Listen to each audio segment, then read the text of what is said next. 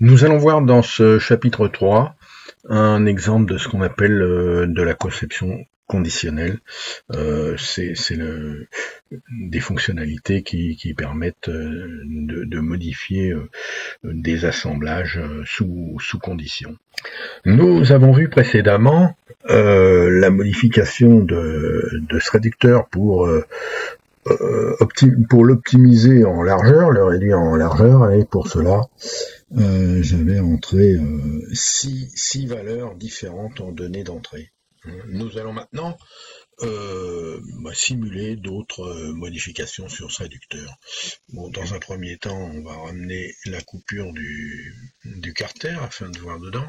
Je précise au passage que j'ai ramené le 2D de l'assemblage, mais quand on monte la chaîne, il faut évidemment enregistrer sous les pignons avec l'enroulement et en même temps enregistrer le 2D correspondant.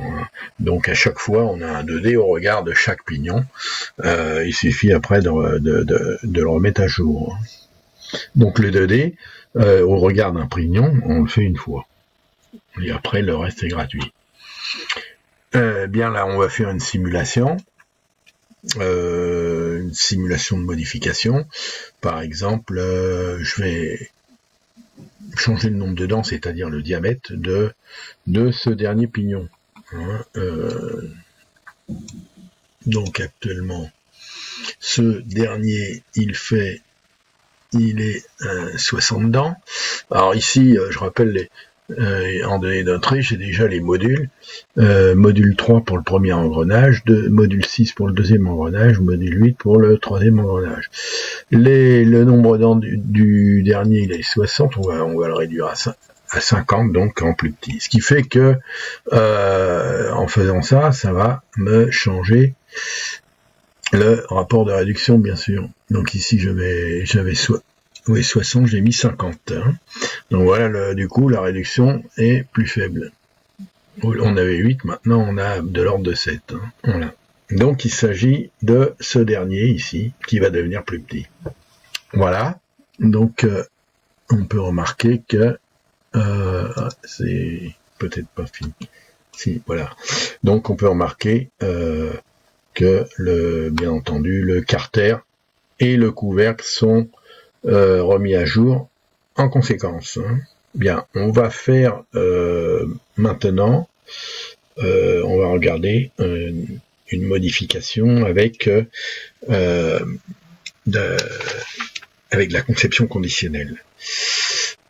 Alors, pour cela, on va observer, je vais enlever le couvercle ici, et puis voilà, on voit ici les boîtiers de roulement et les rondelles. On voit ici ce pignon à 2 dentures là, dont le premier est plus grand que celui qui est derrière. Et donc ici le carter est réglé. Ici le carter, j'ai fait un carter qui enveloppe l'ensemble et qui a une distance donnée des pignons, avec une distance suffisante pour avoir laissé passer l'huile et pas avoir un brassage de donc le carter est réglé par rapport au plus grand des dents.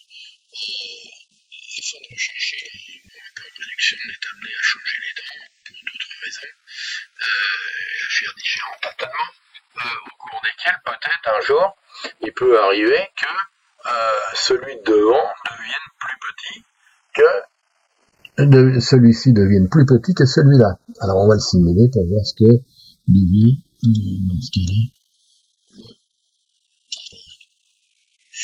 Donc ici, celui de devant, il fait 70 dents et l'autre derrière 45. Je vais mettre ici 45.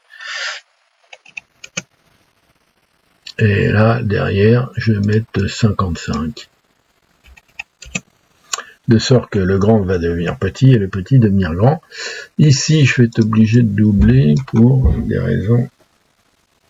C'est simplement pour le montage, pour pas avoir des interférences. pour ne pas... Sinon, j'explique, hein, celui-là je l'ai doublé parce que sinon, comme je vais réduire celui-là, il y aurait interférence entre l'arbre et celui-ci. Donc celui-là je l'ai doublé pour les besoins de la chose. Hein. Mais l'intérêt est de regarder que celui-ci va devenir plus petit que celui-là. Voilà, régénération terminée, hein, donc encore une fois, le but était de rendre celui-ci plus petit que celui-là, ce qui est le contraire de ce qu'on avait au début. Alors que devient le carter? On voit ici que le carter, hein, donc le plus grand, je rappelle que maintenant c'est celui qui est derrière, on voit que le carter est réglé par rapport, non plus par rapport à celui de devant, mais par rapport à celui de derrière. Donc voilà un exemple de conception conditionnelle. Si celui-là est plus grand que celui-là, le carter est réglé par rapport à celui-là. Et inversement.